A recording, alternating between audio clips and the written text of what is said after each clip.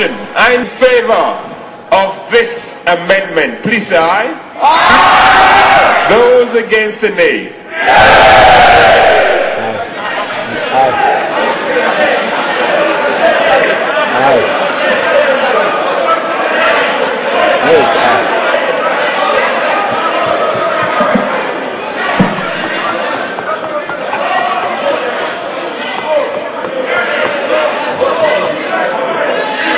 Please tell the deputy chairman to leave me alone. So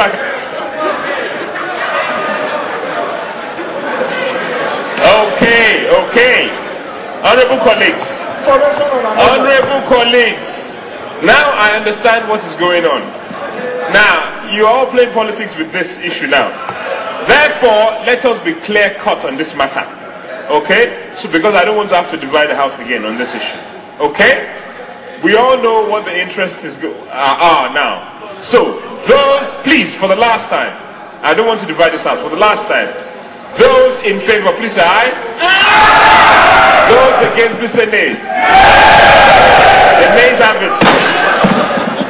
Honorable Stanley Ohajiroka urged the House to amend a clause of Section 98 of the Constitution which allows for the use of official vehicles, but members threw out the suggestion.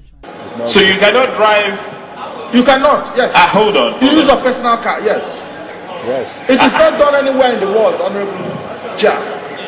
It is not done anywhere in the world. So, what you were saying, when George W. Bush was was campaigning in the United States, Air Force One did not take him to... Mr. Speaker, we don't have to go by what the Americans are doing. Let's look at our own unique situation. Hold on. Anyway, no problem. Fine.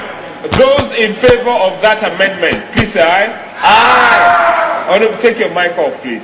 Those in favor of that amendment, please say aye. Aye. Those against, please say nay. Nay. Nays have it.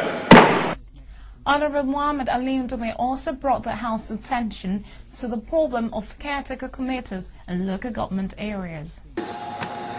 I want to bring your attention to this is after we went through the area council's election. Mr. Speaker, my distinguished colleagues, you know what a peculiar thing that is happening in the states, whereby after expiration of the council election, the state governors will just put in caretaker committee.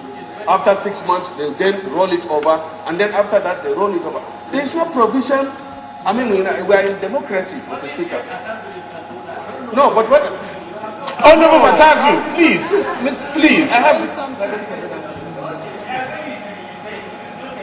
Mr. Speaker, I'm bringing this as it's not. So go ahead, you have the floor. So what I'm saying is, can't we do something about this? We can. Okay, so. But you're a member of the Constitutional Review Committee now, and you didn't do anything. So that committee that you are, okay, fine. There's a committee that you are heading. Honorable Ndume, we'll make the announcement in the plenary. There's a committee you are heading that's supposed to look at this issue and give it to us by Thursday. Look at that one as well, add it to your job, and let us know by Thursday morning. There was tension in the House of Representatives on Wednesday as unconfirmed reports say the Speaker, Mr. Dimeji Bankole, and Honorable Independence Ogunewe, a lawmaker from Imo State, nearly exchanged blows in the lobby of the National Assembly. Reports say the problem started when Ogunewe confronted Bankole at the entrance to the House chambers and complained loudly that he was being blackmailed. He allegedly told the Speaker, who was on his way back from an official function, that he was being painted black for daring to challenge the leadership of the House on the account the members were not comfortable with its style. Bankole in return was said to have told Ogunewe that he had done everything humanly possible to make peace with him, but that he had remained adamant. The Speaker was quoted as telling the angry lawmaker that he had even visited his residence and discussed with some of his family members in his search for peace, but to no avail. When Bankole eventually entered the chamber, he asked that the House dissolve into a closed-door session. The executive session began at 4:05 p.m. and ended at 5:45 p.m. when the House adjourned for the day. Honorable Ita Enan can explain why the Speaker called for an executive session.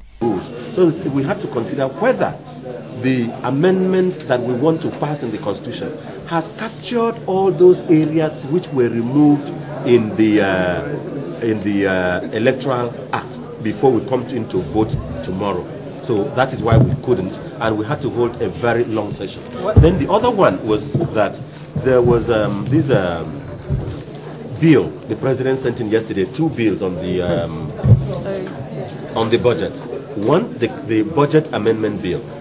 Second, the supplementary appropriation. So members were wondering whether we could, since we did not do the first reading today, whether we could pass it tomorrow.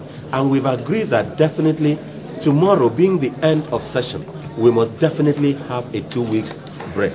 So we had to sensitize members and agree on their views whether we will be able to take it tomorrow. That is the appropriation amendment bill and the supplementary appropriation bill.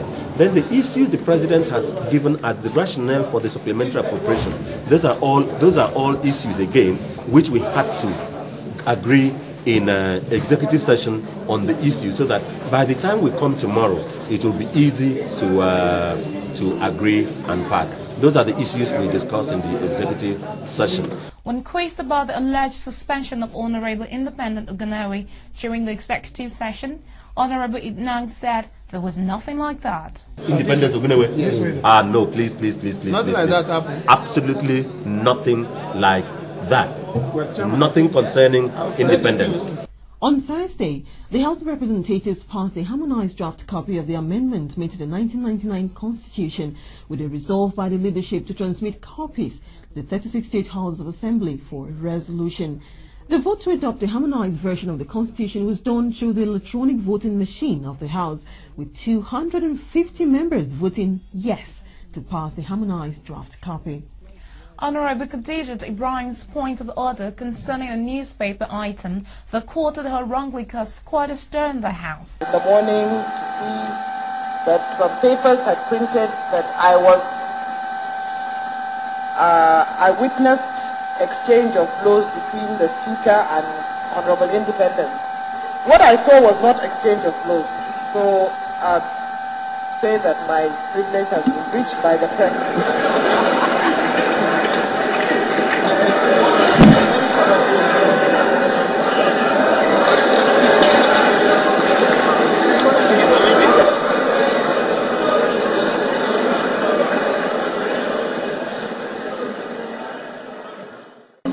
Honorable Khadijat, I'm sure that would not be the first time that a legislature is being misquoted or written about in sensational manners at all in the history of our nation. Yes, we know that didn't happen. At least I was there. That did not happen. Okay? So let's just leave it there. After some reports were considered and carried, the Honorable Speaker made an announcement that shook the House. Some committee chairmen and deputy chairmen were dropped and new members chosen to replace them. Honorable Onibugi is no longer the deputy chairman of that committee. Honorable Oduaye is also dropped. Honorable Amushan is dropped. Honorable Asita is dropped. Honorable Ahmed Wadada, who was one of those affected by the overhaul of the committee, said he had no hard feelings over the issue. If the leadership at any point deems it fit and right to restructure committees, just like the leadership did today, it's for, I think, general good of not only the House of Representatives, nor only the National Assembly, but the system at large. The leadership is at all times at liberty to do what it feels is right, but what must have informed the restructuring is not known to me, but I know it is for the general good of the polity. Democracy. The House adjourned sitting to Tuesday, 22nd June 2010 to enable members embark on a 2-week break. That's it on House Report this week. See you in 2 weeks' time as we go on a break as well. Thanks for logging on. I am Rachel Uwer. And I'm Shayo Adebumi.